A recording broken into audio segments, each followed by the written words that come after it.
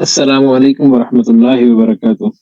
عزیز طلبہ کرام، اللہ تعالیٰ کے فضل و کرم سے امید ہے آپ سب خیریت ہوں گے۔ پارہ نمبر چوتھا ہمارا آج ہوا ہے، پارہ نمبر 4۔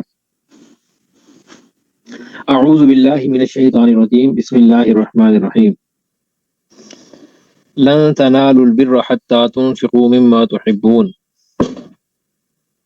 پارہ نمبر 3 کے آخر میں ہم نے پڑھا تھا کہ قیامت والے دن کافر اپنی جان چھڑانے کے لیے مال دینے کی تمنا کرے گا، اور اگر بالفرض والمحال کسی کے پاس پوری زمین بھر کر سونا ہو، وہ بھی قابل قبول نہیں ہوگا۔ خرچ کرنے کی جگہ دنیا ہے، یہاں خرچ کرنا ہے تو کر لو۔ یہاں پر خرچ، اور پارہ نمبر 4 کے شروع میں اللہ تعالیٰ کے راستے میں خرچ کرنے کا ایک ادب بتایا گیا ہے۔ بہترین خرچ کون سا ہے؟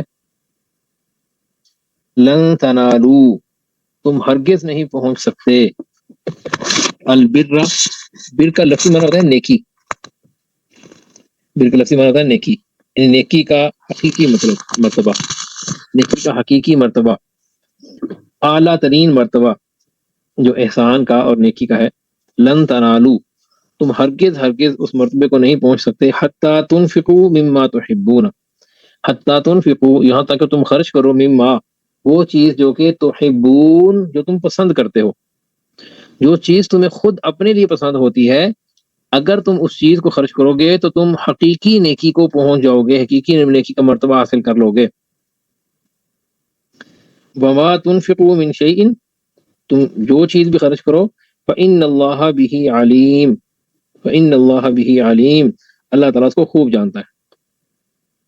روایت، مشہور روایت آپ نے پڑھی ہوگی فضائل اعمال میں بھی اور جگہ پر بھی، تو سنی ہوگی علماء کرام سے، حضرت ابو طلحہ انصاری، حضرت ابو طلحہ انصاری